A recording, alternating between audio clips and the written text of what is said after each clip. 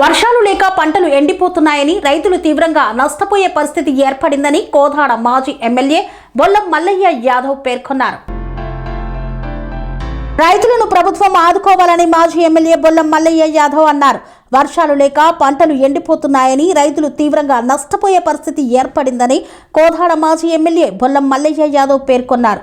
మోతే మండలం హుస్సేనాబాద్ గ్రామంలో ఆయన పంటలను పరిశీలించారు. ఈ సందర్భంగా ఆయన మాట్లాడుతూ పత్తి తదితర పంటలకు సరిపడ వర్షాలు లేక రైతులు ఇబ్బందులు పడుతున్నారని తెలిపారు. పంటలు దెబ్బతినడంతో రైతులు పెట్టిన పెట్టుబడులు కూడా నష్టపోయే పరిస్థితి ఉందన్నారు. ప్రభుత్వ జిల్లా మంత్రి రైతులు సమన్వయంతో దృష్టి సారించి వెంటనే చర్యలు తీసుకోవాలని కోరారు. వ్యవసాయ రెవెన్యూ అధికారులు గ్రామాల్లో పర్యటించి పంట నష్టాన్ని పరిశీలించాలని, నష్టపోయిన రైతులకు నష్టపరిహారం అందించాలని డిమాండ్ చేశారు. అలాగే రైతులకు అవసరమైన విత్తనాలు, ఎరువులు సకాలంలో అందేలా చూడాలన్నారు. వెనువెంటనే వ్యవసాయ అధికారులని, రెవెన్యూ అధికారులని పురమాయించి ప్రకృతిని నమ్ముకొని ఆకాశంలో వర్షాలు వస్తాయనే నమ్మకంతో, విశ్వాసంతో వేసిన పంటలను రక్షించుకోవటానికి శతవిధాల ప్రయత్నం చేసినా కానీ అది సాధ్యపడట్లేదు. కాలువల ద్వారా నీళ్ళు ఇస్తే చెరువులు నింపితేనన్నా కనీసం భూగర్భ జలాలు పెరిగి భూగర్భ జలాల ద్వారా, మోటార్ల ద్వారా, బావుల ద్వారా వేసిన పంటను రక్షించుకోవడానికి అవకాశం ఉంది. ఇలా మోతే దాదాపుగా చాలామంది రైతులు పత్తి, మిర్చి లాంటి పంటలను వేయటం ఆనవాయితీగా కొనసాగుతుంది. జూన్ మాసంలో వేసిన పత్తి దాదాపు మొగ్గలు వచ్చి కాయలు కాసే స్టేజ్కి వచ్చింది. కానీ ఇవి దేనికి కూడా పనికి రావు. నాణ్యమైన విత్తనాలుగా కానీ కాటన్గా కానీ పనికి వచ్చే అవకాశం ఉంది పత్తి.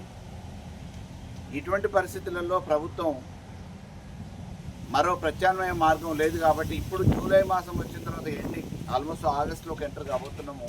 ఇప్పుడు వ్యవసాయ అధికారులు ప్రత్యామ్నాయ పంటలు చూసుకోండి, ఆరు తళ్ళు అని చెప్పేసి అన్నట్టు. ఆరు తళ్ళకు కూడా నీళ్ళు ఇచ్చే పరిస్థితి లేదు.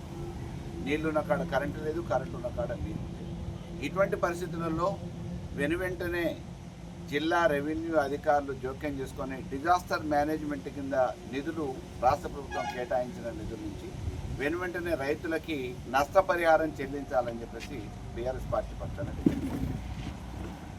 ఎందుకంటే విత్తనాలకి, కూలోళ్ళకి, ట్రాక్టర్లకి వివిధ రూపాలలో వ్యవసాయం చేయడానికి వాళ్ళ ఉన్న ఎంతో అంతో ఆ భూమిలో పంట పండించుకోవడానికి ఖర్చు పెట్టిన పైసలు ఈరోజు అప్పో సప్పో తీసుకొచ్చుకొని పంట మీద కట్టొచ్చు కదా అనే అభిప్రాయంతో ఉన్న రైతుకి ధైర్యం చెప్పాల్సిన అవసరం ఈ ప్రభుత్వానికి ఉంది. ఆ క్రమంలోనే ఈరోజు డిజాస్టర్ మేనేజ్మెంట్ కింద నష్టపరిహారాన్ని వెనువెంటనే చెల్లించేటందుకు వాళ్ళు పూర్తి స్థాయిలో మండలాల వారీగా కరువు మండలాలుగా ప్రకటించడంతో పాటు మండలాల వారీగా సర్వే కూడా నిర్వహించాలని చెప్పేసి జిల్లా కలెక్టర్ గారిని, వ్యవసాయ శాఖ అధికారులను కోరుతూ ఉన్నాం. నిమ్మకు నీరెత్తినట్టుంది ఈ ప్రభుత్వం. ఒకవైపు చెరువులు నింపాలని చెప్పేసి సాగర్ నుంచి నీళ్ళు ఇస్తే అవి పాలేరుకు తీసుకుపోతూ ఉంటే ఇక్కడ ఉన్న మంత్రి, బాధ్యత కలిగిన ఆయన, ఆ శాఖకు సంబంధించిన మంత్రి మొద్దు నిద్రపోతాడు. చెరువులు నింపాల్సిన నీళ్ళని పక్క జిల్లాకు తీసుకుపోతూ ఉంటే పక్క జిల్లా మీద మమకారంతో ఆ మంత్రి పనిచేస్తూ ఉంటే మరి ఈ మంత్రికి ఎందుకు నిమ్మకు నీరు ఎత్తినట్టు దున్నపోతు మీద వర్షం కురిసిన దున్నపోతన లేస్తా కానీ ఈ మంత్రి కనీసం స్పందించే పరిస్థితిలో లేడు. మరి ఒకవైపు ఆరుతడి పంటలు అని చెప్పేసానంటే ఆరుతడి పంటలకు సంబంధించి వేసుకున్న పత్తి లాంటి పంటలు కూడా వర్షాలు లేక ఈరోజు ఏపుగా ఎదిగే పరిస్థితి లేదు. ఆల్రెడీ మొగ్గలు వచ్చేసిన కాయలు కూడా కాస్తూ ఉన్నాయి. ఈ కాయలు దేనికి పనికిరావు, నాసిరకంగా తయారవుతాయి. ఈ విత్తనాలు వారు చేసిన శ్రమ భూమిపాలే. కాబట్టి రైతుని అప్పుల ఊబిలో నుంచి బయటపడేయడానికి, వెనువెంటనే నష్టపరిహారం చెల్లించడానికి కావాల్సిన వివరాలను సేకరించడానికి రెవెన్యూ అధికారులు డిజాస్టర్ మేనేజ్మెంట్ కింద రైతులకి నష్టపరిహారం చెల్లించాలని చెప్పేసి బీఆర్ఎస్ పార్టీ పక్షాన డిమాండ్ చేస్తాం. కేవలం ఏదో మొక్కుబడి ప్రకటనలకు పరిమితమైతే అది ప్రభుత్వం అనిపించుకోదు.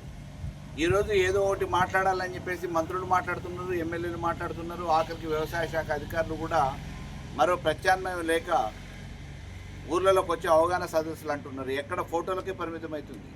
రైతులను ఎక్కడ అవగాహన సదస్సులు లేవు. ప్రత్యామ్నాయ పంటల కోసం వాళ్ళు ఇవ్వాల్సిన ఇన్పుట్ సబ్సిడీలు కానీ లేకపోతే ఇతరత్ర గింజలు కానీ విత్తనాలు కానీ ఎరువులు కానీ సప్లై చేసే పరిస్థితులు లేవు. ఆఖరికి వ్యవసాయానికి పంటలకి ఉపయోగపడే యూరియా, డిఏపి లాంటి ఎరువు కట్టల మీద కూడా ప్రభుత్వం భరించాల్సిన ట్రాన్స్పోర్ట్ ఛార్జీలు కూడా భరించకుండా వ్యాపారస్తులే భరించాలంటే ఈరోజు వ్యాపారస్తులు సరైన రీతిలో సప్లై చేసే పరిస్థితి కూడా లేదు. రైతాంగాన్ని అన్ని విధాలుగా ఈరోజు దెబ్బతీసే పరిస్థితి ఈ ప్రభుత్వం నుంచి ఉంది. రైతు ఒకవేళ ఇబ్బంది పడే పరిస్థితి వస్తే ఈ రాష్ట్రం మొత్తం కూడా రేపటి భవిష్యత్తులో ఇబ్బంది పడే పరిస్థితి ఉంటుంది. మనకు పాత తరం నుంచి చెప్తా ఉన్నారు, ఎద్దేడిసిన వ్యవసాయం రైతేడిసిన రాజ్యం బాగుపడ్డ చరిత్ర ఎక్కడ లేదు అని. ఈ డైలాగులతోనే రేవంత్ రెడ్డి అధికారంలోకి వచ్చిండు. ఈ డైలాగులు చెప్పి మైకులు పగలగొట్టి వచ్చిన రేవంత్ రెడ్డి ఇప్పుడు కనీసం కళ్ళు తెరిచి ఆ రైతులను ఆదుకోవాలని చెప్పేసి మేము విజ్ఞప్తి చేస్తూ ఉన్నాం బీఆర్ఎస్ పార్టీ పక్షాన. జై తెలంగాణ.